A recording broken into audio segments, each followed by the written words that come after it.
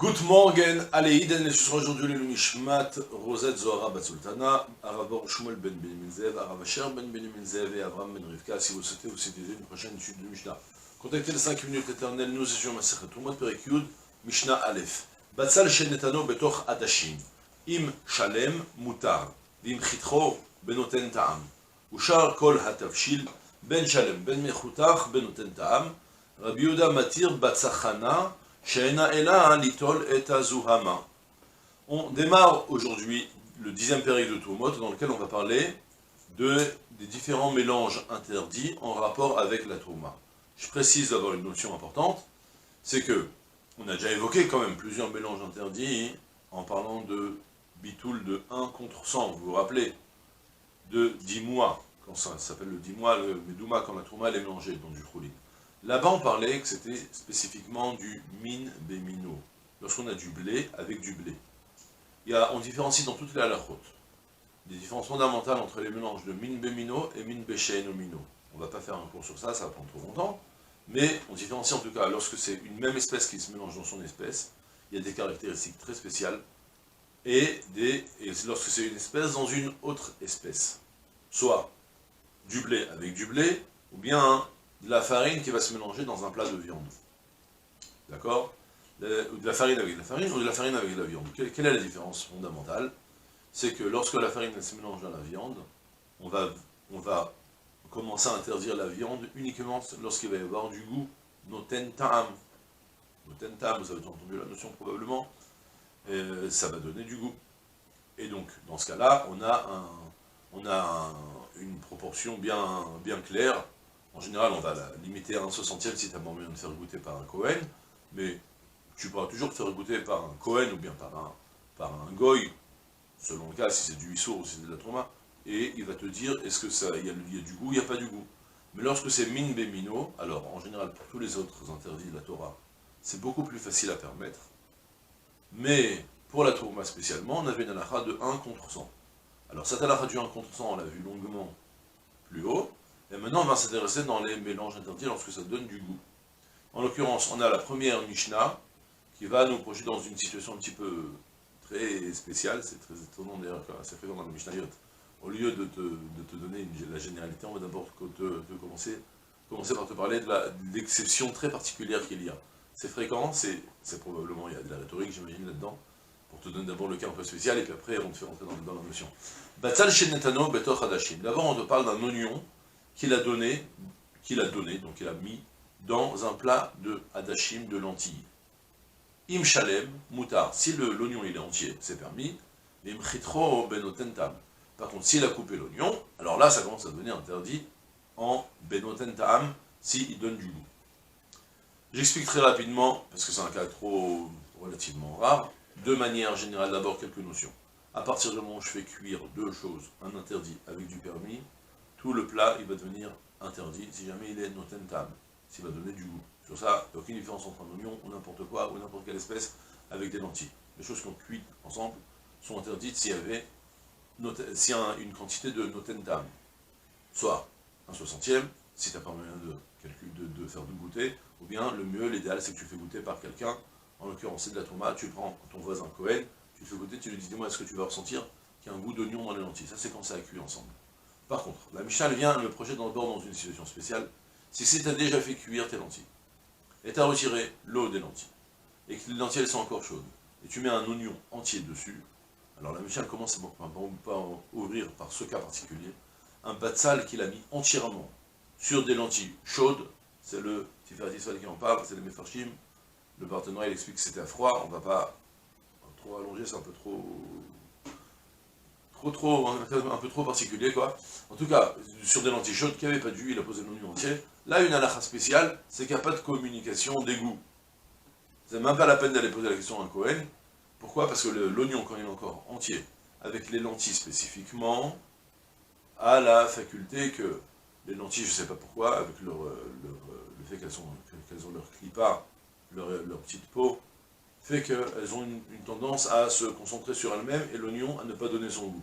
Il n'y a pas d'échange de goût. Mais c'est le seul cas qu'il y a. L'oignon entier avec les lentilles, même chaudes, si tu as retiré leur eau et que c'est pas en train de cuire ensemble. Par contre, tous les autres cas deviennent interdits. Par exemple, Veim Khatro, par contre, si l'oignon était coupé et tu l'as posé dessus, alors Benoten Dam, il va falloir faire goûter s'il n'y a pas le goût d'oignon dans tout le plat. Et de même aussi, Ushar Kol Tafshil, et aussi tout autre plat, ça veut dire tout autre plat qui était chaud, et que tu as posé un oignon dessus, même entier, Ben Shalem, Ben Mechotar, qu'il était entier ou qu'il était coupé, dans tous ces cas, eh bien, Benoten Ta'am, l'oignon interdira tout le plat, si toutefois il a donné du goût. Donc, tu n'as pas le droit de commencer toi-même à goûter, jusqu'à que tu vas amener un Kohen qui va lui-même goûter le plat et te dire qu'il n'y a pas, c'est bon, il n'y a pas eu d'échange de goût. Même si c'était posé même quelques secondes et c'était retiré, il va falloir maintenant se soucier de voir qu'il n'y a pas de goût qui a été échangé. D'accord? Et sur ça, on a Rabbi Yehuda Matir Batsachana Shena Ela Litol et Azuama. J'ai du mal un petit peu à comprendre de quel cas particulier ça parle, on est plus confronté à différentes consommations pareilles, probablement. Donc, mais Rabbi, la tsachana, c'est des sortes de poissons salés, vieillis, qu'on laisse. Je ne sais pas, ils utilisaient ça pour... c'était fréquent, ils utilisaient... Pour manger leur pain, ils faisaient toutes sortes de sauces à base de poissons, où on salait, par exemple, c'était fréquent d'utiliser du tir, du mourias, il y a des noms comme ça qui ont utilisé. Ils mettaient des poissons salés. Comme c'est un peu fréquent, je sais pas, moi, chez les plus en Afrique du Nord, avec les anchois et des poissons un peu plus séchés au sel, ils faisaient couler des sauces de poissons et ils utilisaient ça pour tremper leur pain dedans aussi. Ils aimaient ça. Personnellement, dès que je sens du poisson pareil, je m'évanouis presque. D'accord? Les sardines, depuis que je suis petit, j'ai ça en horreur. Et il y a donc, ils utilisaient, ils faisaient des sauces avec ça pour saucer leur pain. Alors maintenant, de quoi on parle maintenant? Ou bien la même chose aussi avec le hareng. Ouais, je ne sais pas si c'est fréquent chez les Ashkénazes d'Israël, ils adorent le hareng avec les oignons dans une sauce. De nouveau, quand il y a un kidouche et ça arrive près de chez moi, je me retire 1 mètre en arrière tellement que je ne peux pas sentir sa odeur. Mais il y en a qui aiment ça, il y a beaucoup, ils se l'arrachent, avec les oignons dedans. Maintenant, là, ici on parle de quoi? On parle qu'on a mis ça c'est de la tsachana, d'accord? Des poissons comme ça qu'on a mis à mijoter et à faire cuire. Et apparemment, il y a, enfin apparemment, c'est sûr même, il y a un certain liquide qui sort qui est un peu désagréable au goût, c'est reconnu. Et pour pouvoir casser ce goût-là, ils avaient l'habitude de mettre de l'oignon dedans, d'accord? Donc ils mettent de l'oignon pour pomper ce goût écœurant qu'il y a dans le poisson. Il y a un goût un peu désagréable, de pourri, de moisi, je sais pas, de vase, et ils mettent un oignon dedans pour capter ce goût.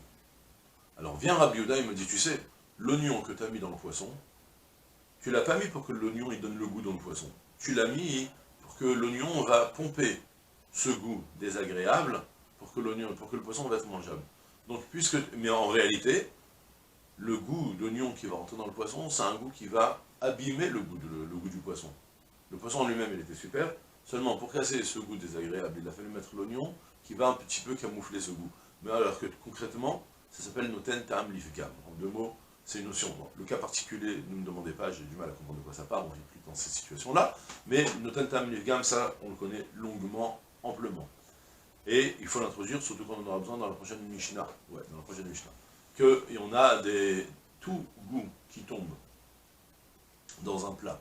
Je vous ai dit, un interdit qui tombe dans un plat, le plat il va devenir interdit si l'interdit a donné du goût dedans. C'est-à-dire tu vas le goûter, tu vas sentir qu'il y a une petite nuance. Ça peut être, d'accord, un peu de viande qui est tombée dans un plat de légumes. Si tu sens que ça a donné un petit goût plus meshubach, un goût de viande un petit peu de gras, et bien tout le plat il va devenir interdit. Mais il y a, par contre, si ce qui est tombé dedans, ça donne du goût pas bon. D'accord? Il y a plusieurs exemples qui sont donnés, je sais pas moi. Un petit goût de vinaigre qui va te tomber dans un plat de pâtes, je sais pas, un goût qui gâche tout. Alors même si tu le sens, c'est plus interdit. Parce que ça s'appelle noten ta'am livgam. Ça donne du goût qui détériore. Le goût qui détériore, c'est pas un goût qui est interdit. Dans la mesure où la matière elle-même, elle s'est dispersée, elle est plus concrète dans un endroit, il y aurait juste maintenant un goût désagréable, et bien c'est plus un goût qui devient interdit. Selon ce principe, maintenant, je reviens et j'explique Rabbi Yehuda. Rabbi Yehuda, il pense que lorsque tu mets un oignon dans cette tsachana, dans ces poissons, cette sauce de poisson, eh bien, tu mets, et que concrètement, ton poisson, il va capter le goût de l'oignon. Sache qu'en réalité, le goût d'oignon dans le poisson, c'est pas un goût qu'on apprécie, ça détériore le goût du poisson. Mais quoi? On le met quand même parce que sinon il y a un autre goût désagréable qui était là, et donc pour lutter contre ce goût, on a rajouté l'oignon. De ce fait, l'oignon que tu as mis dans de la tzachana, tu retires l'oignon et tu peux manger tout le reste. Il n'y a plus d'interdit selon Rabbi Yehuda. D'accord? Chez Ena et la litolet azohama, parce que tu l'as mis uniquement pour pomper la zohama. La zohama, c'est le goût désagréable qu'il y a eu dans le poisson. Et Chachamim ne sont pas d'accord sur ça. Ils pensent que non, concrètement, le goût d'oignon qui a été capté dans le poisson, c'est un goût qui est positif, c'est pas juste un goût négatif pour lutter contre le négatif, c'est un goût qui est complètement positif, qui va améliorer. Et voilà, c'est tout pour aujourd'hui. Je vous souhaite une journée pleine de tzlacha kol tov.